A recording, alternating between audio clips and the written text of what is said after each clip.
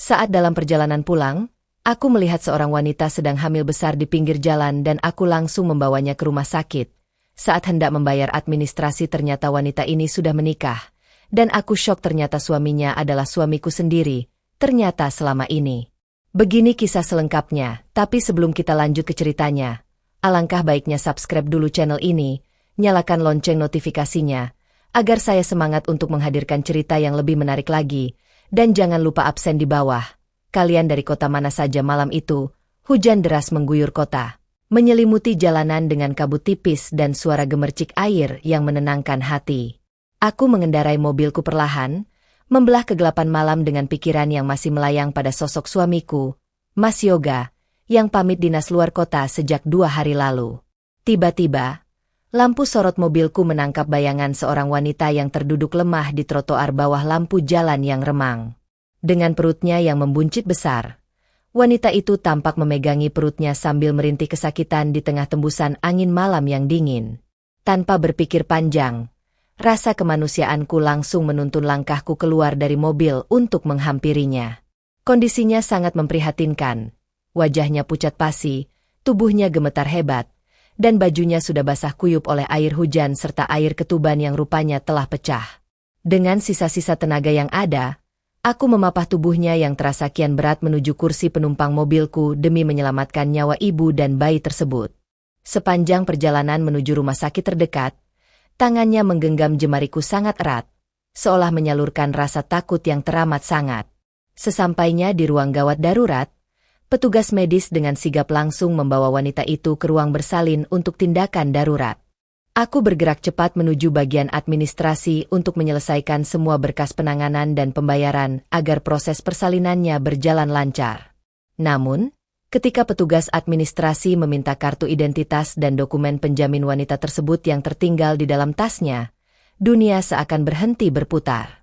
Di lembar surat nikah yang terselip rapi di dalam tas itu, tertera nama suamiku sendiri sebagai suami sah dari wanita hamil yang baru saja kuselamatkan.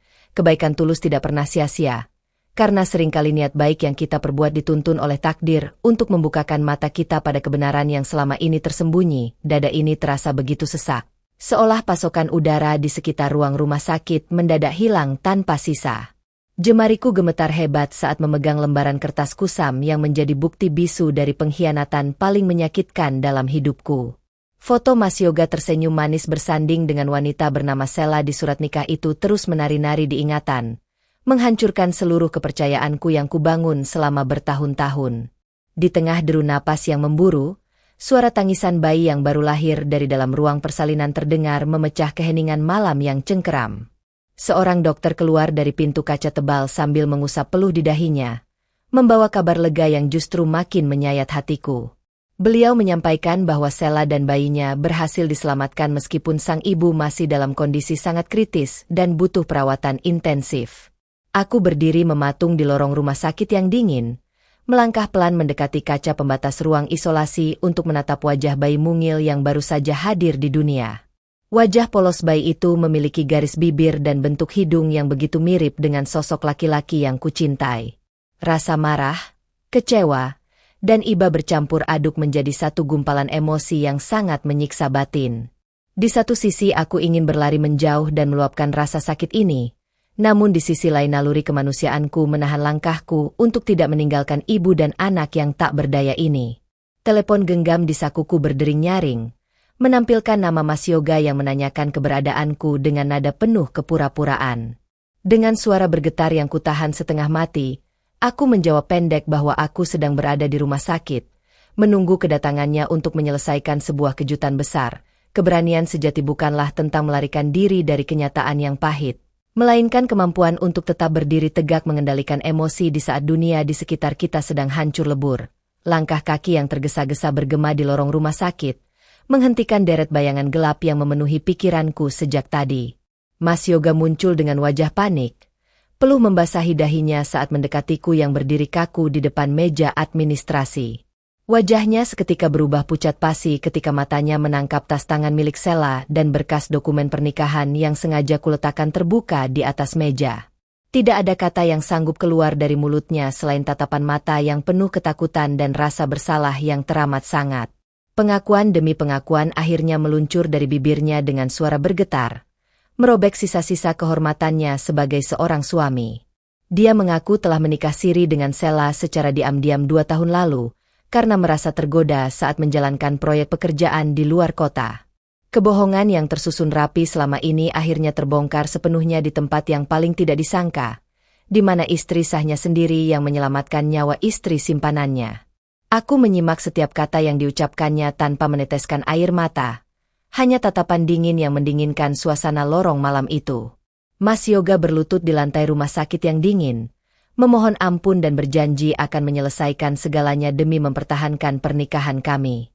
Namun, di dalam hatiku yang paling dalam, sesuatu telah pecah dan tidak akan pernah bisa direkatkan kembali seperti semula. Aku menatapnya lurus-lurus, menegaskan bahwa penyesalan yang datang setelah kebohongan terungkap tidak akan pernah mampu menghapus jejak luka yang ditinggalkan. Malam itu menjadi saksi bisu runtuhnya sebuah rumah tangga yang sebelumnya kukira dipenuhi oleh cinta dan kejujuran tanpa celah. Kebohongan mungkin bisa disembunyikan rapat-rapat untuk sementara waktu, namun waktu akan selalu menemukan jalannya sendiri untuk mengungkapkan kebenaran secara telanjang. Pagi hari menyapa dengan sinar matahari yang terbit enggan di balik awan mendung, memantulkan bayangan muram di dalam kamar rawat inap. Sheila akhirnya sadarkan diri dari masa kritisnya, memandang sekeliling ruang perawatan dengan mata sayu yang penuh kebingungan.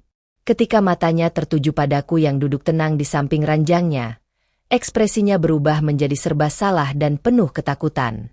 Dia menyadari bahwa wanita yang telah memapahnya di tengah hujan deras semalam adalah istri sah dari pria yang dipanggilnya suami.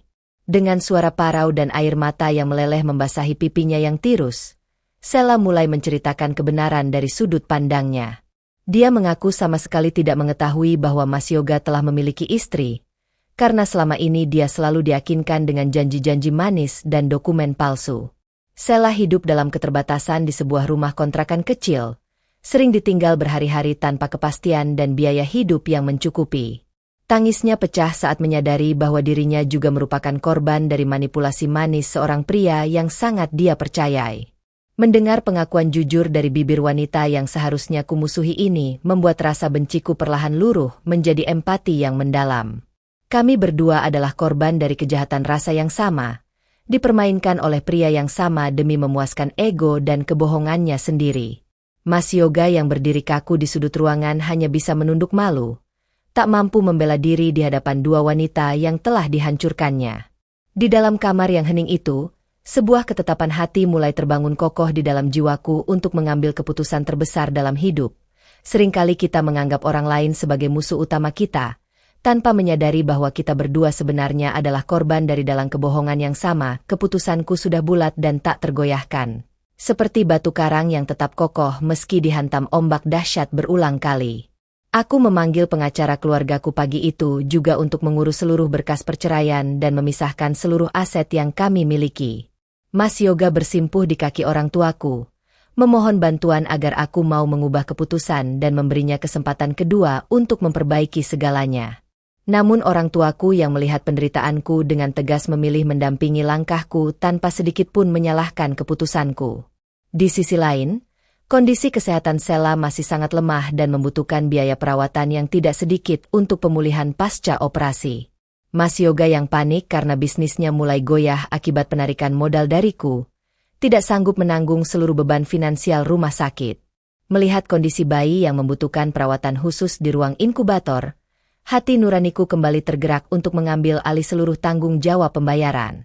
Kebaikan yang kutunjukkan bukan karena aku lemah, melainkan karena aku menolak menjadi manusia jahat hanya karena pernah disakiti. Aku mendatangi Sheila dan memberikan ketenangan padanya bahwa dia dan bayinya akan tetap aman berada dalam perlindunganku. Sheila menangis terseduh-seduh, memeluk tanganku erat sambil memohon maaf atas segala rasa sakit yang tanpa sengaja telah diperbuatnya. Hari-hari penuh ketegangan ini menempaku menjadi pribadi yang jauh lebih mandiri dan tak lagi menggantungkan kebahagiaan pada orang lain. Aku menyadari bahwa jalan menuju kesembuhan luka batin diawali dengan keberanian untuk melepaskan apa yang tidak lagi layak dipertahankan. Memaafkan bukanlah bentuk kelemahan, melainkan bukti keteguhan jiwa yang menolak untuk dikuasai oleh rasa dendam dan kebencian yang merusak. Bulan-bulan berlalu dengan cepat. membawa perubahan besar dalam garis alur kehidupanku yang kini bergerak melintasi takdir baru. Proses perceraianku dengan Mas Yoga akhirnya selesai di pengadilan agama dengan keputusan hukum yang mengesahkan perpisahan kami secara resmi.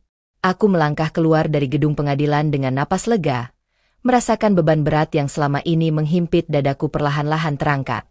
Aku memilih fokus membangun kembali usahaku di bidang kuliner yang sempat terhenti demi mendampingi mantan suamiku dahulu.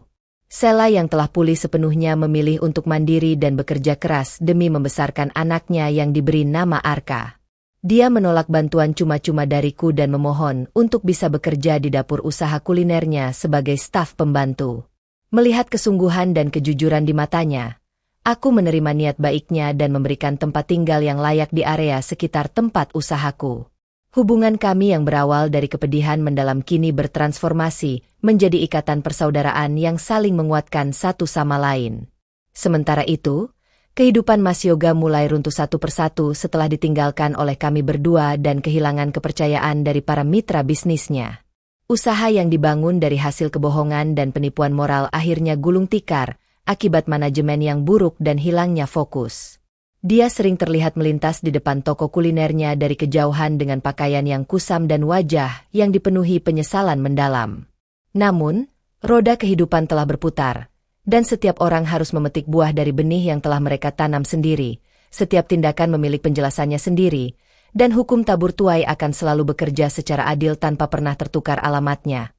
Usaha kuliner yang kukembangkan bersama Sela menunjukkan perkembangan yang sangat pesat, memikat banyak pelanggan lewat cita rasa dan pelayanan yang hangat. Namun, keberhasilan ini tidak dicapai dengan mudah tanpa adanya kerikil tajam yang mencoba menjatuhkan semangat perjuangan kami. Mas Yoga yang semakin terdesak secara ekonomi mulai sering datang membuat keributan di depan toko, menuntut pembagian keuntungan yang bukan haknya. Dia merasa berhak atas sebagian sukses kami karena menganggap Sela masih merupakan istri sirinya yang sah secara personal. Sela dengan berani berdiri di barisan terdepan membela usaha kami, menolak tegas kehadiran pria yang pernah menelantarkan dirinya dan Arka. Sikap tegas Sela membuat Mas Yoga gelap mata hingga tega menyebarkan rumor jahat di media sosial untuk menjatuhkan reputasi toko kami. Berita bohong tersebut sempat membuat omset penjualan kami menurun drastis dan mendatangkan cibiran dari beberapa warga masyarakat sekitar. Di saat kritis seperti ini, mentalitas dan kedewasaan kami benar-benar diuji untuk tetap tenang menghadapi kejahatan dengan cara yang elegan. Kami memilih untuk tidak membalas kejahatan dengan kejahatan, melainkan membuktikannya lewat kualitas produk dan keterbukaan informasi kepada publik. Dukungan dari para pelanggan setia dan pihak kepolisian setempat akhirnya berhasil meredam aksi teror yang dilakukan oleh mantan suamiku itu. Peristiwa ini justru makin mempererat rasa percaya diri kami berdua, bahwa tidak ada badai yang tidak bisa dilalui jika kita berdiri di atas kebenaran. Kami belajar bahwa reputasi yang dibangun di atas integritas yang kuat tidak akan mudah goyah oleh angin fitnah. Integritas dan kejujuran adalah perisai terkuat dalam menghadapi fitnah, karena kebenaran akan selalu menemukan cahayanya sendiri di tengah kegelapan. Setahun telah berlalu sejak badai besar itu meluluhlantakkan kehidupan kami. Kini kedamaian mulai bertumbuh mekar di dalam hati. Arka tumbuh menjadi anak yang sehat, aktif, dan selalu membawa keceriaan di tengah sibuknya aktivitas harian di tempat usaha kami. Kehadiran anak kecil itu menjadi obat pelipur lara bagi hatiku yang dahulu sempat membatu akibat rasa kecewa yang amat mendalam. Aku menyayanginya sepenuh hati seperti anak kandungku sendiri, merawatnya bersama Sela tanpa ada sekat pembatas di antara kami. Di tengah kesibukan mengelola cabang baru toko kuliner, hadir sosok pria bernama Dr. Randy yang dahulu memimpin tim medis penanganan Sela. Pria yang berhati lembut dan berintegritas tinggi itu mulai sering berkunjung untuk memantau tumbuh kembang Arka sekaligus menikmati hidangan toko. Ketulusan sikapnya dan caranya menghormati perjalananku perlahan-lahan mampu mencairkan dinginnya dinding trauma yang kubangun di dalam hatiku. Dia menerima seluruh masa laluku tanpa penghakiman, melihatku sebagai wanita kuat yang layak mendapatkan kebahagiaan sejati.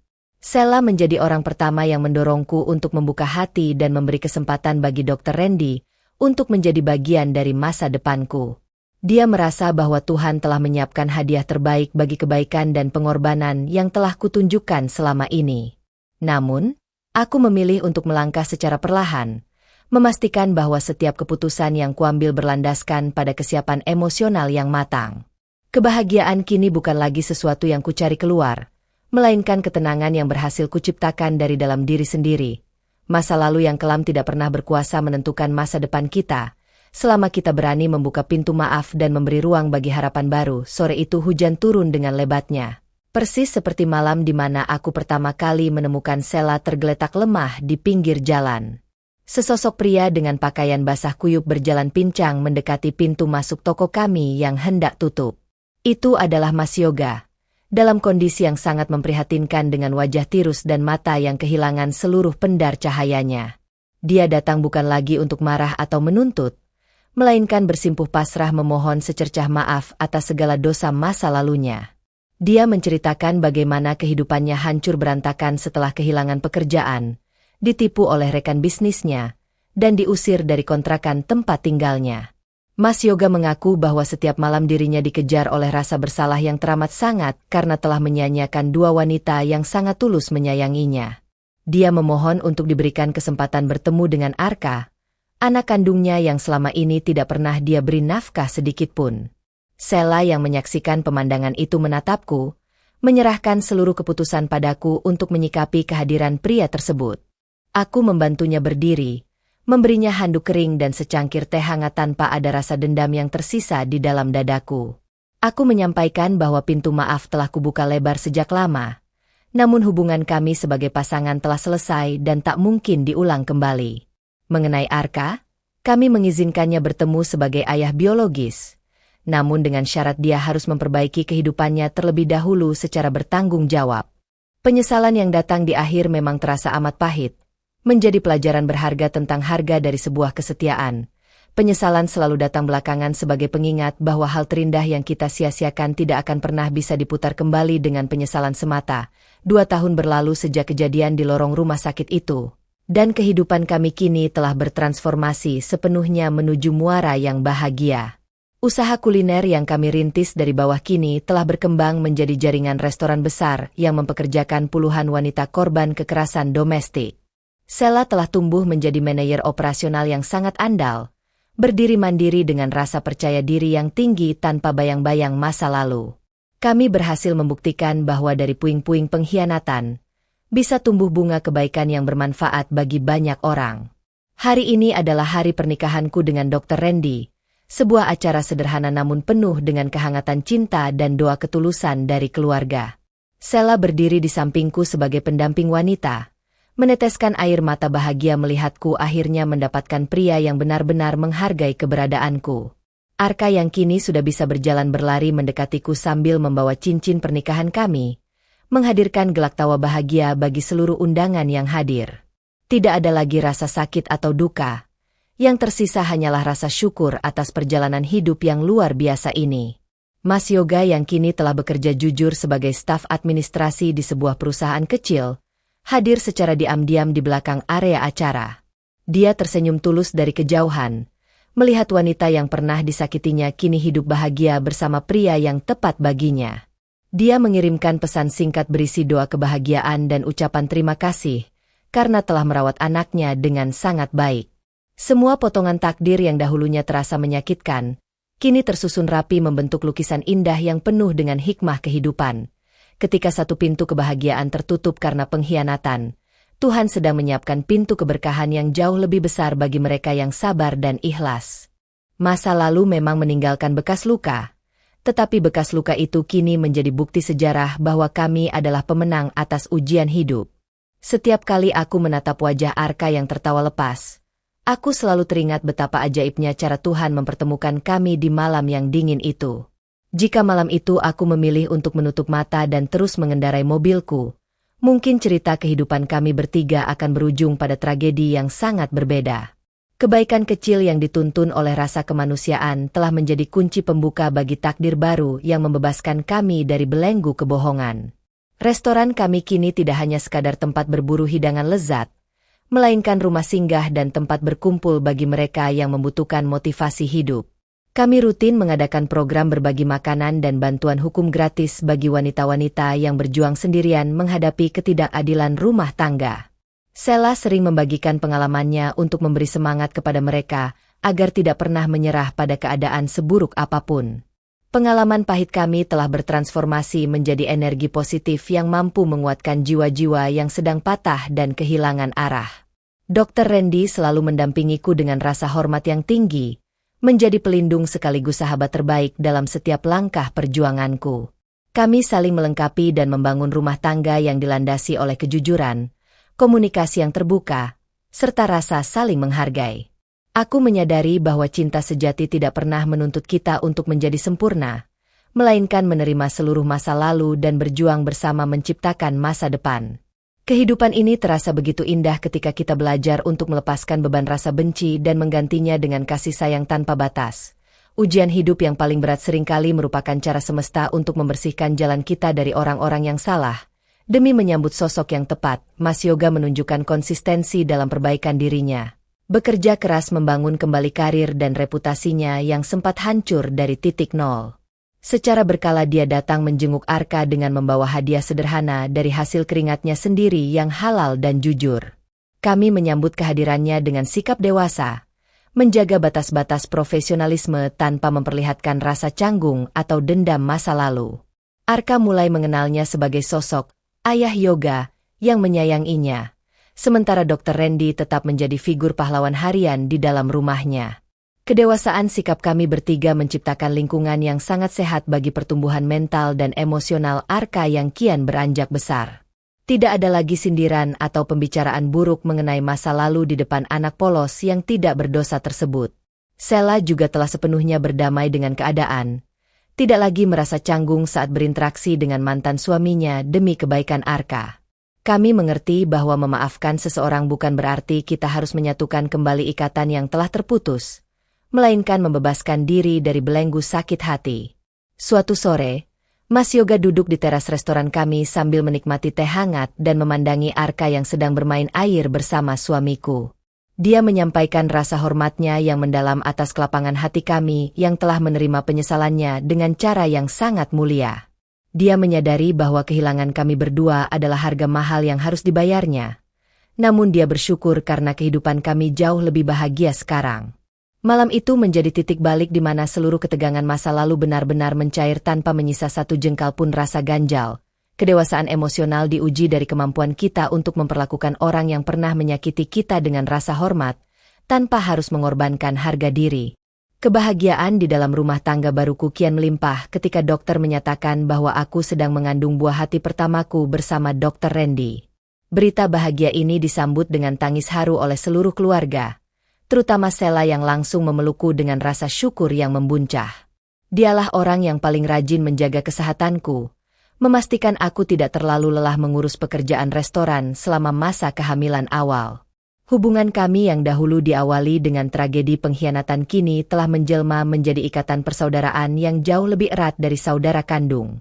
Arka sangat gembira menyambut calon adiknya, selalu mengelus perutku setiap pagi sambil membisikkan kata-kata manis yang menggemaskan. Kehadiran calon bayi ini semakin melengkapi kehangatan di rumah kami, membuktikan bahwa kesabaran dalam menghadapi ujian akan selalu berbuah manis pada waktunya. Kami mempersiapkan segala kebutuhan persalinan dengan sukacita, mengingat kembali memori masa lalu saat Arka dilahirkan di tengah situasi yang mencekam.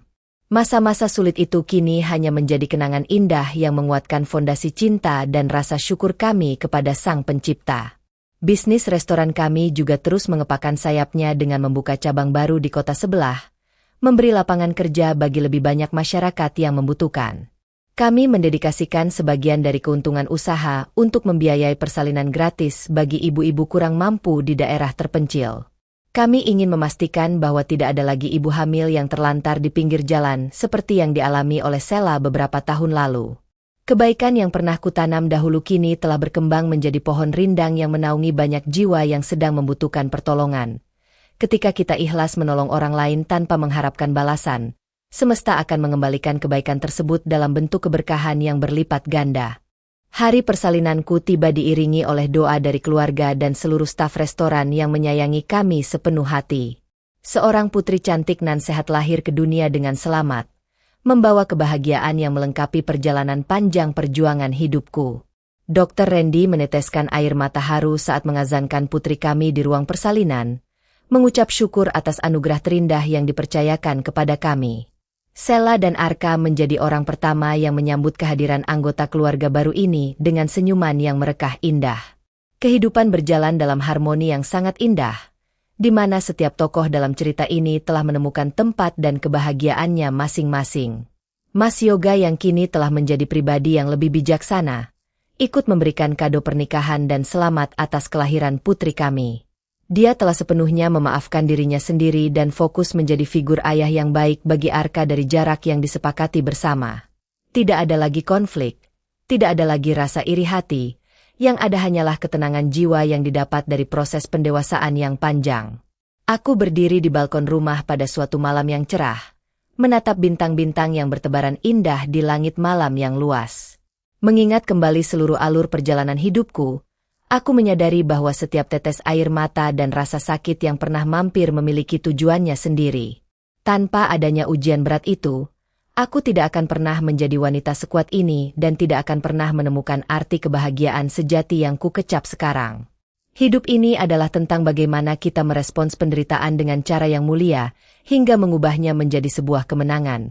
Kebahagiaan sejati bukanlah kehidupan yang bebas dari masalah, melainkan kemampuan untuk menemukan kedamaian dan rasa syukur di tengah sisa-sisa reruntuhan masa lalu. Kisah perjalanan hidup ini mengajarkan kita satu hal yang sangat berharga, bahwa dalam kondisi paling gelap sekalipun, nurani dan kebaikan tidak boleh mati. Pengkhianatan memang sangat menyakitkan dan mampu meremukkan rasa percaya diri kita hingga ke titik terendah dalam hidup. Namun, keputusan untuk tidak membalas dendam dan tetap menebar kebaikan kepada sesama adalah bentuk kemenangan tertinggi seorang manusia. Rasa sakit yang kita rasakan hari ini bisa jadi merupakan jalan yang disiapkan Tuhan untuk mengarahkan kita menuju tempat yang jauh lebih terhormat dan bahagia. Jangan pernah takut untuk melepaskan sesuatu yang terus-menerus menyakiti hatimu, karena mempertahankan kebohongan hanya akan memanjangkan penderitaanmu. Keberanian untuk melangkah keluar dari lingkaran racun adalah awal dari proses penyembuhan luka batin yang akan membawamu pada takdir terbaikmu.